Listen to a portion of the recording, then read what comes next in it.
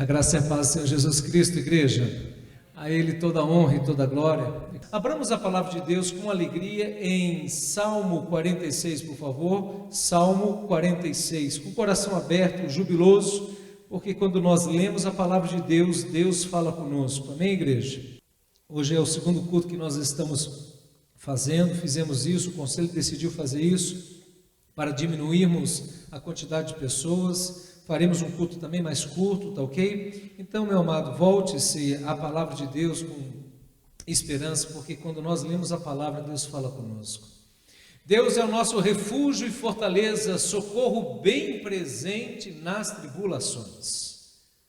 Porquanto não temeremos ainda que a terra se transtorne e que os montes se abalem no seio dos mares. Ainda que as águas tumultuem e espumejem, na sua fúria os montes estremeçam. Há um rio, cujas correntes alegram a cidade de Deus, o santuário das moradas do Altíssimo. Deus está no meio delas, jamais será abalada. Deus a ajudará desde o romper da manhã. Bramam nações, reinos se abalam. Deus fez ouvir a sua voz e a terra se dissolve. O Senhor dos exércitos está conosco. O Deus de Jacó é o nosso refúgio. Venham contemplar as obras do Senhor, que tem feito desolações na terra. Ele faz cessar as guerras até os confins do mundo. Quebra o arco e despedaça a lança. Queima os carros no fogo.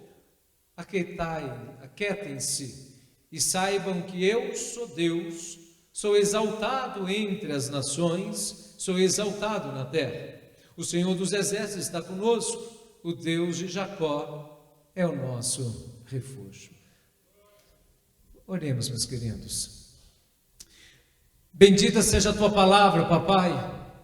Eu quero te pedir, pai, que a manifestação da tua verdade libertadora, que o fogo da tua presença e a tua unção que quebra todo o jugo, Pai, todos aqueles que estão em Ti, por Ti e para Ti, são alicerçados na certeza do Deus perto, do Emanuel, o Deus conosco, o Deus que dissipa trevas, o Deus que faz aflorar a Tua verdade inefável, graciosa. Deus, nós sabemos que grandes são as tribulações que enfrentamos neste mundo, por um mundo caído que vivemos, pelas trevas, pelas mentiras, pelos nossos próprios pecados. Mas há um Pai, que é o nosso Deus, que nos elegeu e nos escolheu antes da fundação do mundo, para que tenhamos vida e vida plena. Ele que nos perdoou, o Senhor que nos perdoou os nossos pecados. Em Cristo Jesus nós temos redenção e salvação. Nós temos o livre acesso ao Pai, através da morte vicária e substitutiva de nosso Senhor Jesus Cristo. E se o Senhor é por nós, quem será contra nós? Assim, Deus, eu quero te pedir que todo espírito de engano, de mentira, de medo, seja dissipado na certeza que o Deus presente está conosco, o Deus Salvador, o Deus Redentor, o Deus que estaria conosco todos os dias da nossa vida. E como se isso fosse pouco, a palavra diz que nós somos morada e santuário de Deus, o Espírito habita em nós, e maior é o que está dentro de nós do que está no mundo. Eu te louvo, Pai, porque tudo que manifesta a luz são dissipadas trevas. As trevas do medo, da ignorância, da falta de compreensão, da falta de capacidade das nossas próprias vidas e existências. Eu te louvo, Pai, porque o Senhor faz balar povos e nações, reis e profetas, para mostrar que só o Senhor é Deus, imutável. O teu reino é triunfante e inabalável. Nós te louvamos, Pai, porque todas as coisas passam menos a tua palavra. Deus, fortalece o coração do teu povo. Leva-nos, Deus, a uma vida mais vigorosa, uma vida mais devota, uma vida que de fato e efetivamente dependa do guarda de Israel, que não guarda, que não vacila, que não cochila, que os seus pés não tropeçam. É certo que o guarda de Israel não guarda. E por isso, quando erguemos os nossos olhos para o monte, podemos declarar: o meu socorro vem do Senhor, que fez os céus e a terra. porque está abatida a minha alma, diz o salmista. Espere em Deus, porque ainda o louvarei. Espere em Deus, porque ainda o exaltarei. Espere em Deus, porque grandes livramentos o Senhor tem nos dado. Nas palavras do apóstolo Pedro, lancemos a nossa ansiedade diante do altar de Deus, porque até aqui Ele tem nos guardado e nos conduzido de uma maneira triunfante em Cristo, para a glória e honra daquele que reina pelos séculos dos séculos. E a igreja diz: glória a Deus. Eu não tenho medo da morte. Eu não tenho medo da morte porque eu não sou uma pessoa corajosa. Eu não tenho medo da morte porque eu sei o sentido e o significado da minha existência. Eu sei o sentido e o significado da minha existência porque a palavra de Deus me chama de peregrino. O Senhor nos chama de estrangeiros. O Senhor nos revela que nós estamos efetivamente, verdadeiramente de passagem. Porque a nossa morada, em última instância, não é ficar 7 palmos debaixo da terra. A nossa morada é a Nova Jerusalém, onde Cristo diz: não turbe o vosso coração, na casa do meu Pai há muitas moradas, se assim não fora, eu vos teria dito. O Senhor foi à frente preparar uma morada para nós, um lugar de habitação, onde não haverá choro, ranger de dentes, não haverá tristeza, não haverá injustiça, não haverá morte, não haverá nenhum tipo de dissabor, senão o pleno gozo daquele que reina para todo sempre, nosso Senhor Jesus Cristo. De fato, eu não tenho medo da morte, porque o Senhor nos preparou um caminho, e Ele declara: eu sou este caminho, eu sou a verdade e a vida, e todo aquele que crê em mim, da morte passará para a vida eterna. Mas esta é uma pergunta que precisa ecoar em nossa alma. O coronavírus que está alarmando nações e povos, e agora está batendo na nossa casa, talvez muito ainda incipiente diante de outras nações que temos visto. Isso nos faz refletir se de fato e verdadeiramente nós dependemos e confiamos do Senhor. E aqui é obviamente que eu não estou trazendo, queridos, que nós não devemos ter os devidos cuidados, mas efetivamente nós precisamos compreender que é na guerra que se revela o coração de um soldado. É na guerra que se revela como um capitão ou um general vai reacionar diante dos seus adversários e diante dos seus inimigos. É nas tribulações que Deus faz descortinar aquilo que está em seu e no meu coração. Nós somos um povo extremamente abençoado. Nós somos uma nação, queridos, agraciados por Deus de uma maneira extraordinária, porque aqui nós não temos vulcões, nós não temos terremotos, não temos maremotos, nós temos, queridos, a graça e a paz, em que nós não temos brigas ou guerras entre nações vizinhas, nós não estamos acostumados com grandes provações externas, e talvez, e aliás, porque Deus fala por meio das circunstâncias, porque nada foge do controle de Deus. Deus permite que venha, então, um vírus, para mostrar de fato aonde está a nossa dependência, aonde está a nossa confiança. Meus amados, na guerra se revela um soldado. Moisés declara em Deuteronômio capítulo 8, que Deus nos fez levar, falando para a nação de Israel, Deus fez levar o povo a um deserto. E nesse deserto, queridos, o Senhor os guiou 40 anos, o Senhor os provou, os humilhou, fez passar fome para provar o que havia no coração destes homens, para conhecer um pão que eles e seus pais não conheciam, para entender que não só de pão vive o homem, mas de toda a palavra que procede da boca de Deus. Deuteronômio capítulo 8.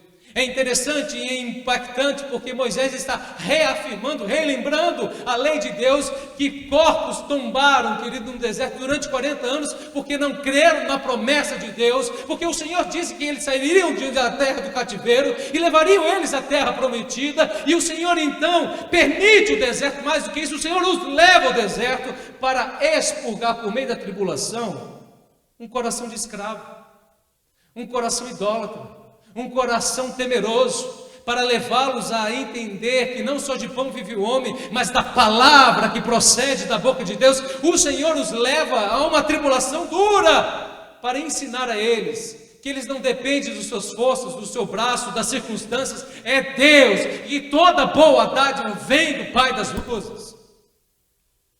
As pessoas falam que nada cai do céu, coisa alguma o homem recebe se do céu não vier, tudo vem do céu.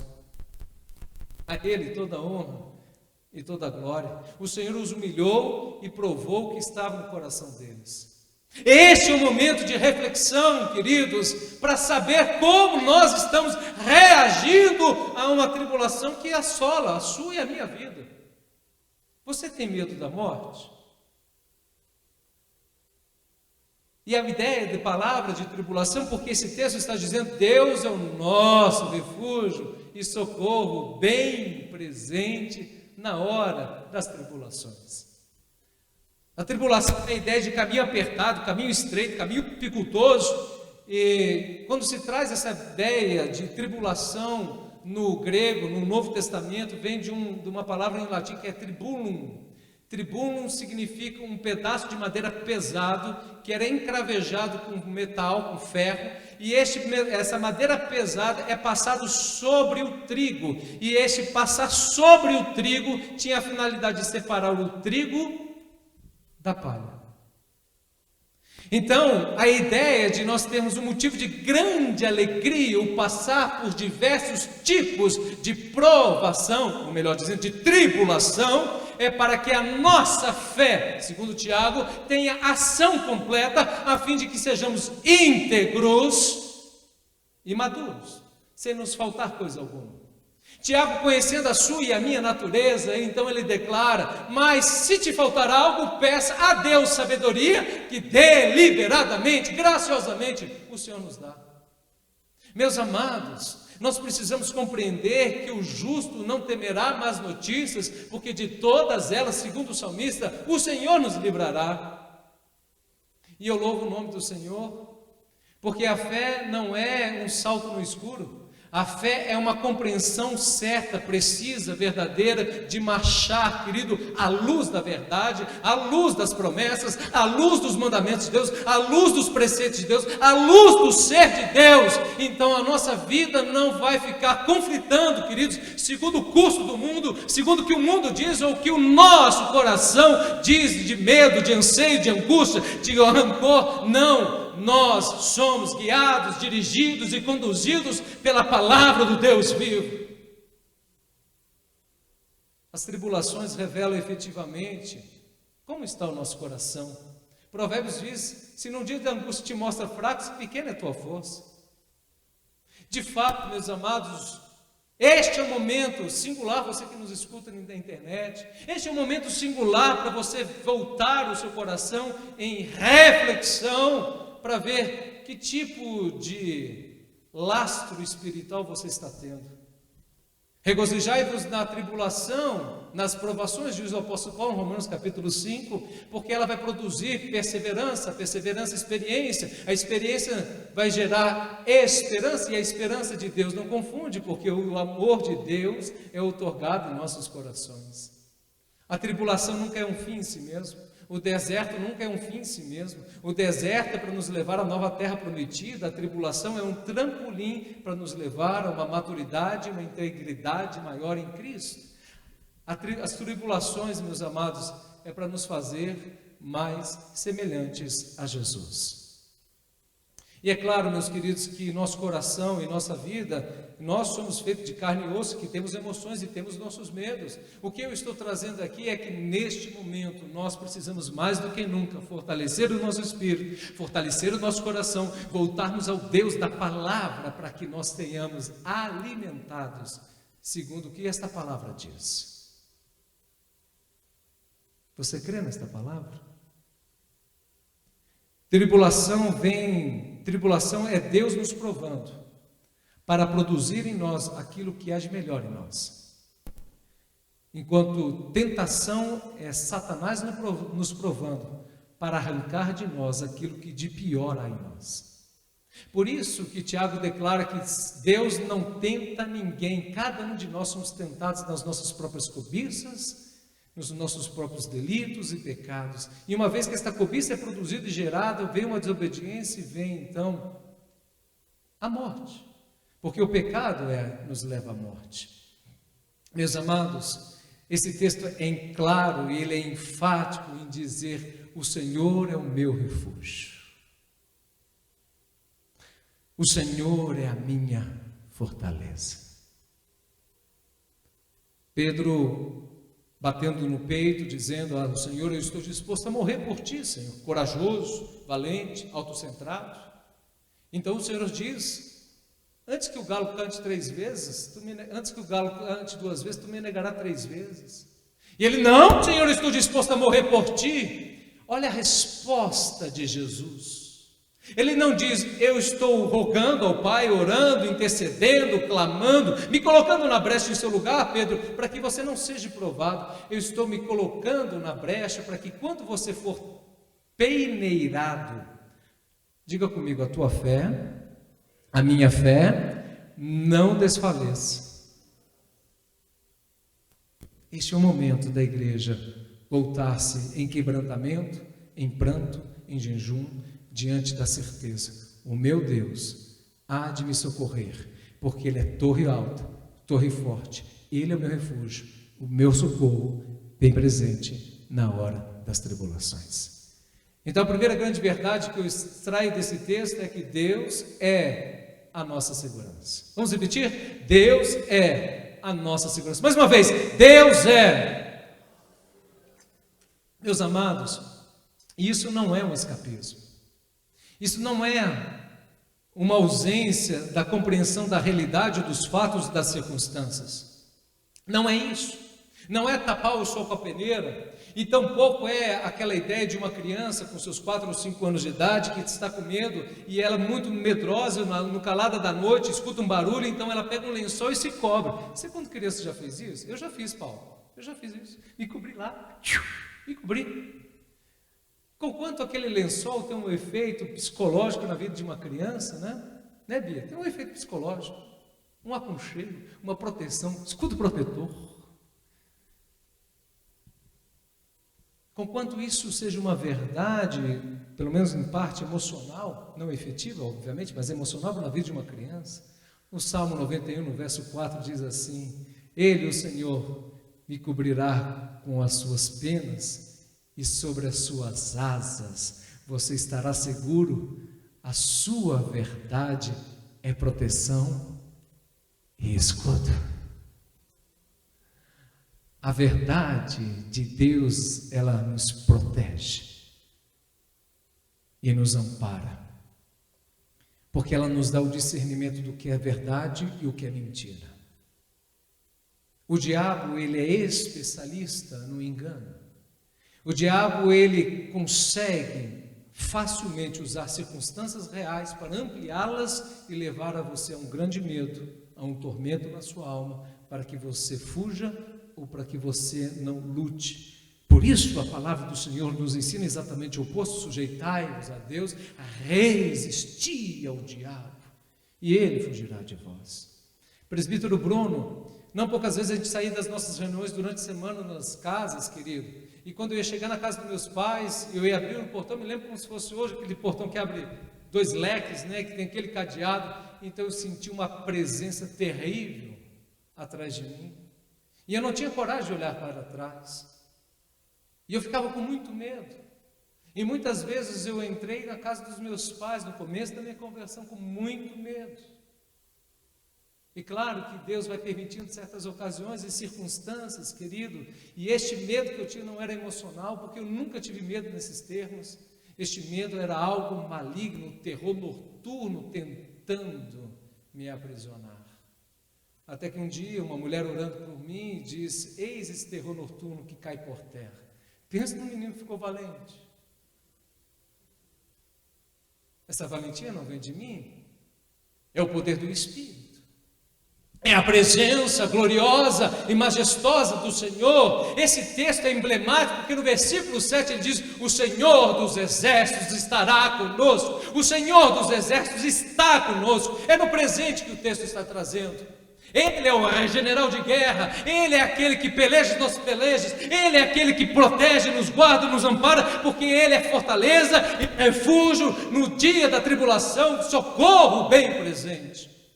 Ele não é um socorro que tarda, que falha, que espera, que te leva a um desespero, não. Ele é socorro bem presente na hora da angústia.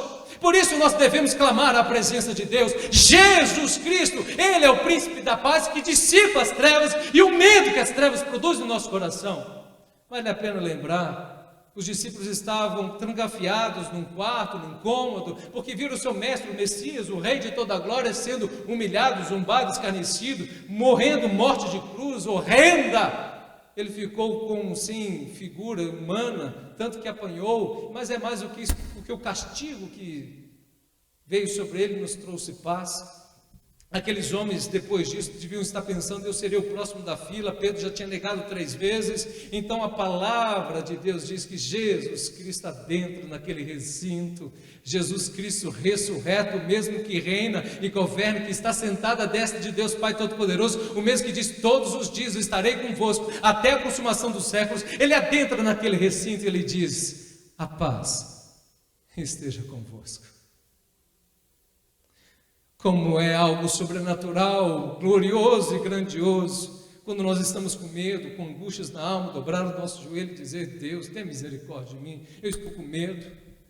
E como é grandioso, queridos, porque as circunstâncias não mudam, pelo menos num primeiro momento, ou aparentemente, mas você se levanta de uma maneira diferente, porque você sente a paz que excede todo o entendimento, você sente a presença gloriosa de Deus.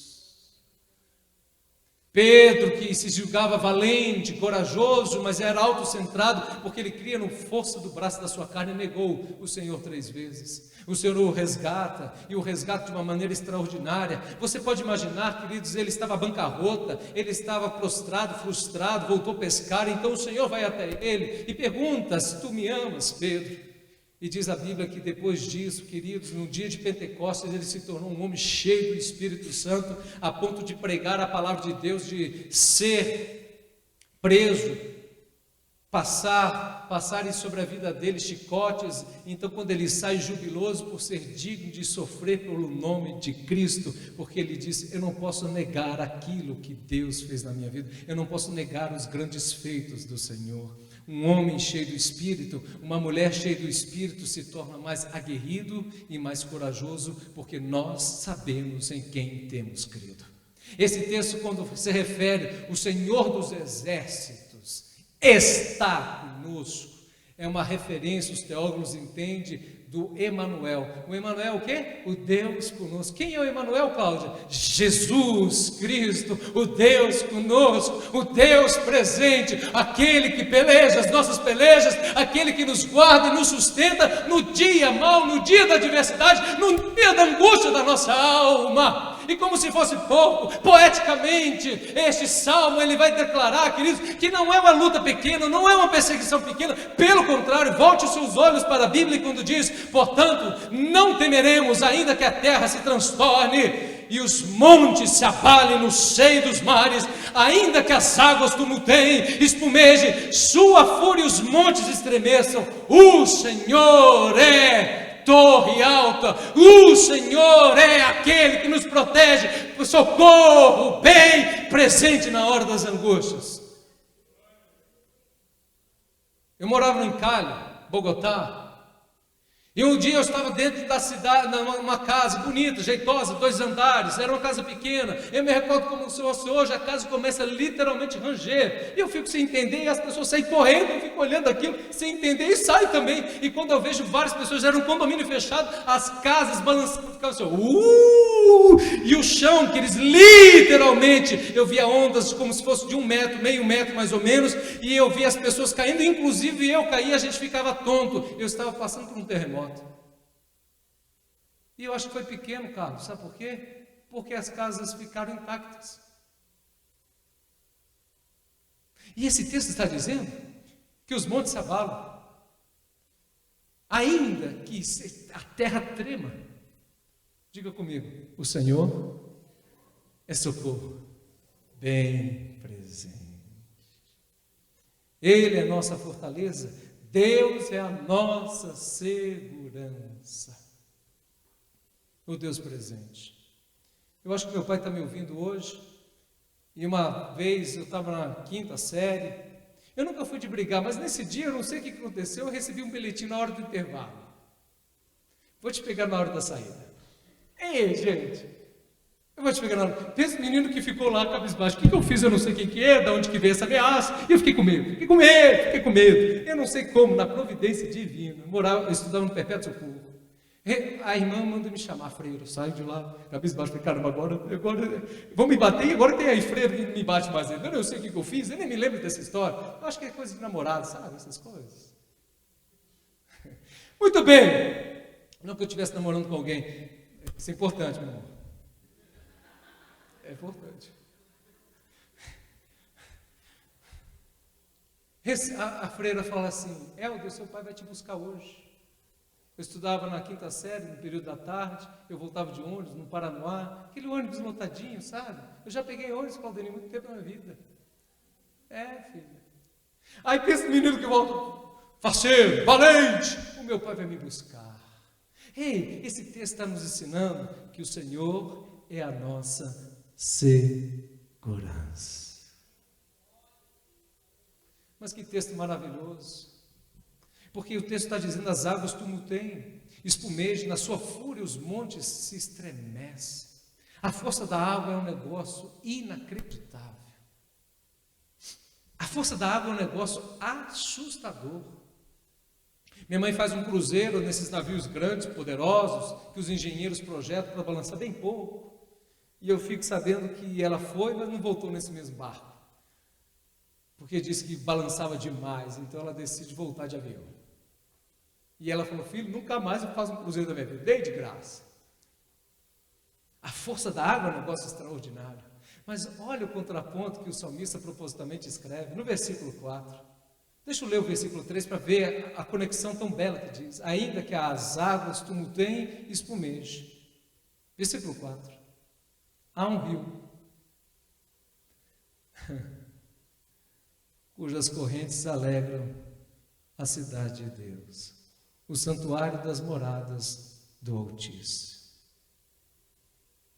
A cidade de Deus, ela é inabalável. O reino do Senhor é triunfante e glorioso. O salmista está aqui propositalmente dizendo que são águas de descanso, águas tranquilas, águas que trazem vida. E Calvino pega esse texto para dizer, permita-me ler aqui, se desejarmos ser protegidos pela mão divina, então devemos preocupar-nos, acima de tudo, que Deus habite em nosso meio, pois toda a esperança de segurança depende unicamente da presença de Deus. O Senhor é o Deus da nossa segurança e o Senhor é o Deus que está conosco em meio às tribulações. Ele está conosco em meio às nossas tribulações. Deus está no meio dela e jamais será abalado. Deus ajudará desde o romper da manhã. Gente, o salmista está pegando a tribulação e nós estamos falando de algo catastrófico e poeticamente, graciosamente, jeitosamente, esplendidamente dizendo, acalma-te. Sossega a sua alma, porque essa cidade que é inabalável, cujo o Senhor é o Deus dela, é Ele que nos protege e que nos ampara. Para que não pare dúvida no que o texto está dizendo, no versículo 6, você vai ouvir isso. Brame as nações, reinos se abalam. Deus faz ouvir a sua voz e a terra se dissolve. A voz de Deus, ela é majestosa. A voz de Deus, ela é gloriosa. A voz de Deus, ela arranca e ela extirpa o mal chamado medo em nossos corações.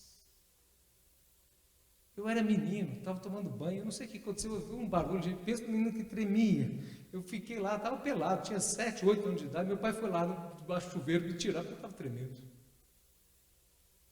O medo tem isso, a gente perde a razão, Elma, a gente perde. Isso nos paralisa. Meus amados, quero reafirmar, não estou aqui, queridos, falando que nós não devemos ter os devidos cuidados, é claro que devemos tê-los. Mas aonde está o seu coração? Aonde está a nossa segurança? Eu fico a pensar, queridos, quantos de cristãos como nós, que moram em países perseguidos, em que eles têm que cultuar baixinho, porque se alguém chegar lá, se o Estado chegar lá, metralha eles, matam eles, enforcam eles. E quantos de nós, temerosos, quantos de nós estamos ansiosos? Queridos, amados irmãos, Deus está conosco em meio às tribulações. O guarda de Israel não dorme nem vacila. A igreja, queridos, ela sempre enfrentará dois grandes adversários, dois grandes inimigos, o interno.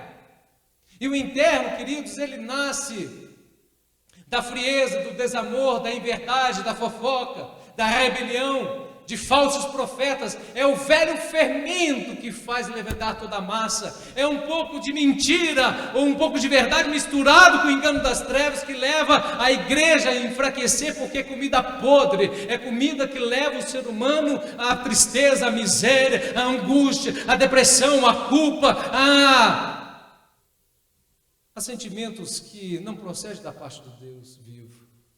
Mas a igreja também enfrenta diuturnamente adversários externos, o diabo, as acusações, as perseguições, o mundo. Mas a Bíblia diz que as portas do inferno não prevalecerão contra a igreja de Deus. As portas do inferno não prevalecerão. Como que eu posso me fortalecer, pastor? Na compreensão que Deus é o Deus presente. O Deus que fala e a terra se dissolve. O Deus que fala e tudo se faz diferente. A começar com uma mudança de espírito, de coração, na certeza que Deus é o nosso Deus. Em terceiro e último lugar, esse texto nos ensina, meus amados, que a nossa segurança está em Deus, que Deus está conosco em meio às nossas tribulações e que o Senhor, o nosso Deus, é Ele que faz cessar as tribulações. Vamos repetir? O Senhor, o nosso Deus, é que faz cessar as nossas tribulações. Quem faz cessar as nossas tribulações é Deus, o Senhor que faz cessar as nossas tribulações. Versículo 8. Venham contemplar as obras do Senhor. Na versão NVI, seus feitos estarrecedores na terra. O salmista vai agora numa dimensão muito maior do que a segurança, do que o aconchego da provisão protetora, salvífica de um Deus que nos guarda. Agora o salmista ele vai numa concepção muito maior, e este é o momento para a igreja fazer isso. Venham contemplar, ou seja, nações, povo, venha contemplar o que o nosso Deus faz. Ele é o Deus que faz com que as tribulações sejam cessadas, porque Ele é o Senhor da guerra e Ele é o Senhor que traz paz. É isso que o texto está dizendo. Venham contemplar as obras do Senhor, que tem feito desolações na terra. Ele faz cessar as guerras até os confins do mundo. Quebra o arco, despedaça a lança, queima os carros no fogo. Aquietem-se. E saibam que eu sou Deus. Eu sou exaltado entre as nações. Eu sou exaltado na terra. É Deus, queridos, que tem todo o poder de curar o coronavírus ou qualquer outro tipo de vírus, e Ele tem o poder, inclusive, de permitir com que nós sejamos contaminados. Mas de uma forma ou de outra, o Senhor é o Deus que faz cessar as tribulações. Este é o momento que a igreja precisa clamar pelas nações. A igreja precisa proclamar às nações que existe um Deus que protege, um Deus que cuida e um Deus que tem poder para trazer verdadeiramente a vacina, e Ele usa hoje a medicina, para trazer redenção e cura ao seu povo. E aqueles que não o conhecem. Porque toda a redenção vem do Pai das Luzes, vem do nosso Senhor. Ele faz cessar a guerra até os confins do mundo. Meus amados, nós passamos por muitos tipos de tribulações e perseguições. O apóstolo Paulo fala perseguições externas, temores internos. A verdade, meus amados, é que hoje nós temos um inimigo, estou chamando aqui simbolicamente, deste vírus, que ele é real, obviamente, e que faz com que muitos de nós ficamos atormentados, enclausurados nos nossos medos. É o Senhor que nos protege, é o Senhor que nos guarda, é Ele o guarda de Israel, é o Senhor que tem o poder de fazer cessar esta tribulação. Nós como igreja precisamos orar, nós como igreja precisamos clamar, nós como igreja precisamos suplicar a bondade e a graça do nosso Deus. Deus não perde o controle de nada. O Senhor dos Exércitos está conosco. Ele fala para que a gente contemple aquilo que Ele faz. E permita-me falar de alguns dados estatísticos aqui. Deus é o Senhor da história e do universo. Deus é o Senhor do mundo, o Senhor da terra, o Senhor dos povos, dos governos, do Brasil, do Distrito Federal, da Manancial. Ele é o Senhor da minha vida, da minha existência, dos meus filhos. Ele é Deus, acima de tudo e todos. Deus nunca perdeu o controle, ainda que no ciclone da Índia, nós em 1970 vimos 500 mil pessoas morrerem. Deus continuou sendo Deus no tsunami na Indonésia, que em 2004 levou 280 mil pessoas mortas. A seca da Índia em 1900, que produziu 3 milhões e 250 mil pessoas ao óbito, não fez com que Deus perdesse o controle. Ele reina, ainda que na enchente da China, em 1931, 4 milhões de indianos morressem. Ele continua sendo Deus, apesar da tragédia em Brumadinho, que computa mais de 250 mortos. O Holocausto dos judeus de 1939 a 45, que levou 6 milhões de judeus, Paulo. O Senhor, Ele não perdeu as rédeas da história. Poderíamos lembrar do genocídio ucraniano, que matou 5 milhões de ucranianos. Por que não falar da peste negra na Europa e na Ásia, de 1331 a 1351, que matou 50 milhões de pessoas? Pastor, então me explique. Se Deus é soberano, justo, bom, por que todas estas coisas vieram à sociedade, a povos, tribos, nações, em tempos distintos? Os exemplos são inúmeros, são quase que infinitos. Você sabia que o primeiro livro escrito da Bíblia foi o livro de Jó? E o livro de Jó vai responder uma das questões mais profundas do ponto de vista teológico ou da filosofia que o ser humano pode fazer, que é: por que pessoas boas sofrem? Se existe um Deus bom e justo, porque o bom e o justo sofrem, e o ímpio muitas vezes prospera. O salmista chega a dizer que meus pais quase tropeçaram porque eu vi o ímpio prosperando e eu fiquei aqui numa situação difícil. A bem da verdade, queridos, é que Jó perdeu todos os seus bens, e era um homem riquíssimo. Jó perdeu os seus filhos, os seus 10 filhos. Jó perdeu a sua própria saúde, a ponto de ficar pele por pele. A Bíblia diz que Satanás o tentou. E antes que a gente, numa teologia equivocada, dizer, não, mas ele era orgulhoso, ele era isso, ele era assado, o Senhor o apresenta como um homem íntegro, reto, temente a Deus e que foge da aparência do mal. Quisera eu, se fosse metade, um terço, um quarto disso, filhos. Um homem íntegro, reto, temente a Deus, que foge da aparência do mal. O próprio Deus fala isso como referência acerca de Jó. Jó não é um conto de fada, é um homem real, verdadeiro, que perdeu seus bens, que perdeu a sua saúde, que perdeu seus filhos, e como se fosse pouco, o Senhor permite que a esposa dele então ainda o induz a um tipo de tormento, dizendo: amaldiçoa este teu Deus. Este homem fala como uma louca: nu eu saí do ventre, nu eu voltarei, eu sei que o meu Redentor vive. E a estocada final, meus amados, 7 dias, os seus 4 amigos vão para consolá-lo, não abrem palavra, tamanho era o sofrimento, a dor, o luto de Ló. E quando aqueles homens abrem a boca, eles começam a falar de coisas que não vêm da parte de Deus, está acusando ele numa teologia retributiva, dizendo: você sofreu porque você fez o mal, se você fez o mal, você está sofrendo, você é pecador, então você merece sofrer. Numa teologia retributiva.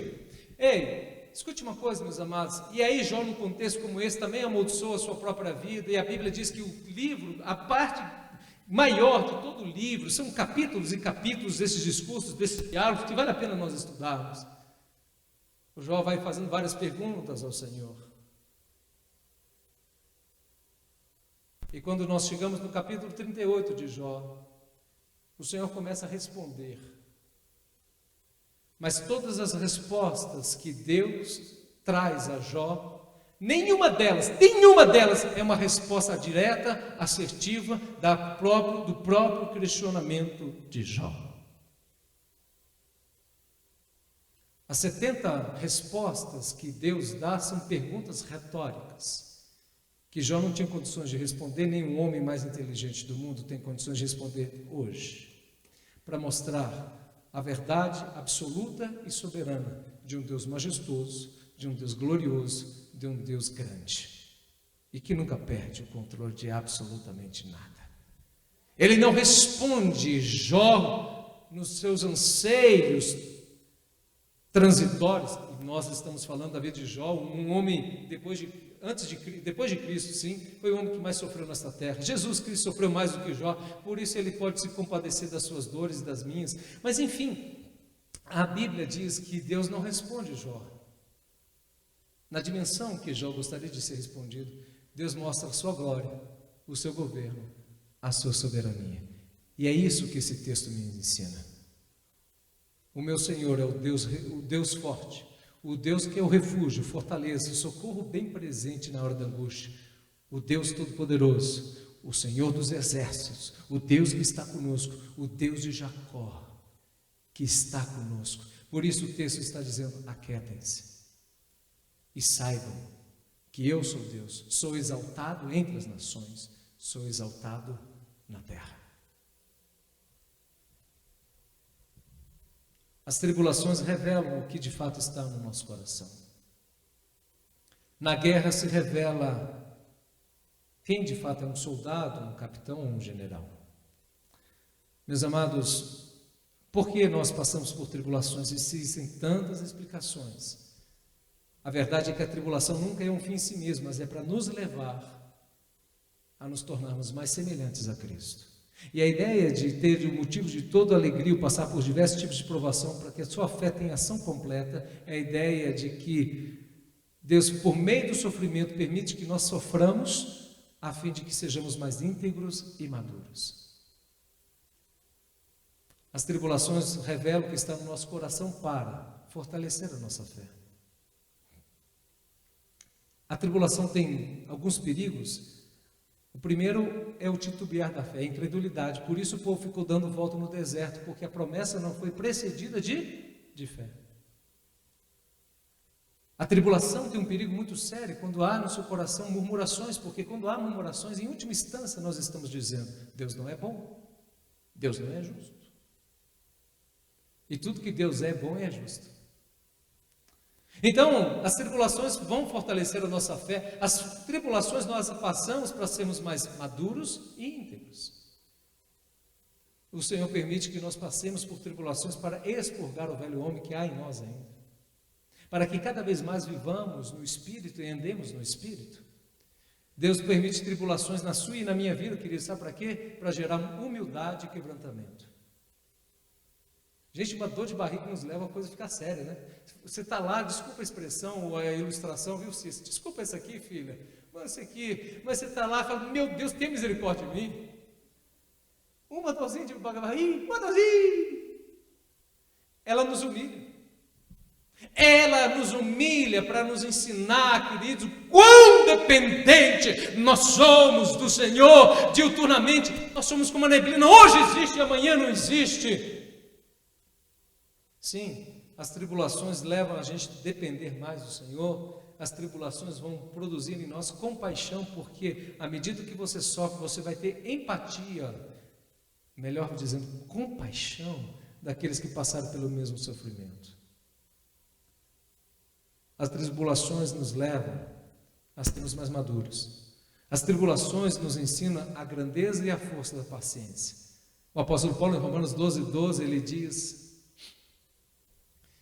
que nós devemos regozijar na esperança, sermos pacientes na tribulação e nas orações perseverantes. Este é um tempo da igreja perseverar em oração.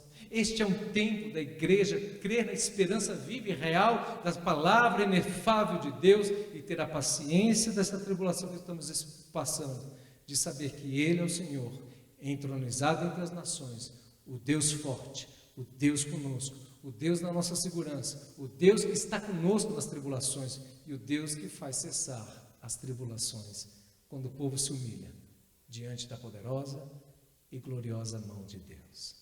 Feche teus olhos, filho. Eu quero te louvar, Senhor, pela tua palavra. Nós sabemos que ninguém é suficiente para estas coisas. E eu te louvo, Deus, porque é por meio do teu Espírito que o Senhor nos fortalece. É por meio da tua graça, graciosa, gloriosa, generosa, abundante, extravagante, que o Senhor nos alimenta.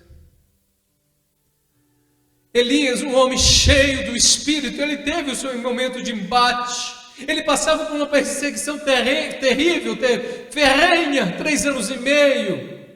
Acabe querendo matá-lo. Ele fica sabendo que existem 100 profetas que não se dobraram a Baal, mas diante da ameaça de uma mulher, então ele agora deseja a morte, pede para que o seu servo deixe ele só. Ele vai ao deserto errante, sem saber, sem entender o sentido e significado. Então Deus deixa ele dormir, o alimenta, e quando ele levanta, ele diz: todos negaram o Senhor. Mas o Senhor trouxe uma resposta grande, poderosa e majestosa. 7.000 homens, Elias, não se dobraram a Baal. É por isso que em Hebreus capítulo 12 diz que nós estamos rodeados de grande nuvem de testemunhas. Por isso nós temos que nos esforçar para nos desembaraçar de todo o peso que nos assediou o pecado, para correr a carreira da fé. Olhando firmemente para o Senhor, o autor e o consumador da nossa fé, que suportou a ignomínia da cruz, por aquilo que lhe estava proposto, a alegria da salvação dos santos. E estas coisas foram escritas para que nós tenhamos perseverança. Deus, aviva a tua igreja. Reavive, Senhor, a moral dos teus filhos, não na força de nosso braço, mas na suficiência e na dependência do Senhor. Perdoa-nos, Deus, porque murmuramos. Perdoa-nos, Deus, porque questionamos os líderes, porque fazemos um culto num momento deste. O povo precisa estar reunido. O Senhor ordenou a Moisés a falar a Faraó: deixe que meu povo saia 3 dias no deserto para me cultuar. É neste momento que nós precisamos, sim, redobrar as nossas atenções, mas sobretudo o nosso coração, para que não sejamos inflamados pelos noticiários que martelam quão tenebroso está a situação. E por mais que isso possa ser real, a grande verdade é que o nosso Deus é refúgio e fortaleza, socorro bem presente nas tribulações. O Senhor dos exércitos está conosco. O Deus de Jacó é o nosso refúgio. Eu te louvo, Pai, porque o Senhor levanta o patriarca Jacó O Senhor poderia falar do Deus de Abraão, o Deus de Isaac, mas o Senhor pega um dos mais profanos, o mais profano dos patriarcas, para dizer o Deus de Jacó. Porque esta aliança que o Senhor fez conosco, este pacto de sangue, na cruz do Calvário, em que diz que todos os dias estará conosco até a consumação dos séculos, mostra que o Senhor fez esta aliança como pecador. Não está em nossa força o manter esta aliança, mas na tua fidelidade. E o que nos compete é nos alimentarmos pela fé nesta verdade, para que sejamos fortalecidos na suficiência do nosso Deus, fortalecendo no Senhor e na força do seu poder para resistir ao dia mau. Eu quero te abençoar, que esta paz, que este refrigério na sua alma, que esta certeza de um Deus que está conosco, um Deus que livrou Daniel da cova dos leões, Sadraque, Mesaque e Abednego da fornalha ardente, e um Deus que permitiu que Estevão morresse, de uma forma ou de outra, é o Deus nosso provedor e nosso cuidador, porque Estevão, antes de morrer e dar o seu último suspiro, ele viu Jesus Cristo ressurreto em pé no trono para recebê-lo na glória. O que temeremos se o Senhor é conosco? O que temeremos se as tuas promessas nos ensinam verdades muito maiores daquilo que nós vivemos circunstancialmente? A ti, Deus, toda honra, toda glória, pelos séculos dos séculos. Amém.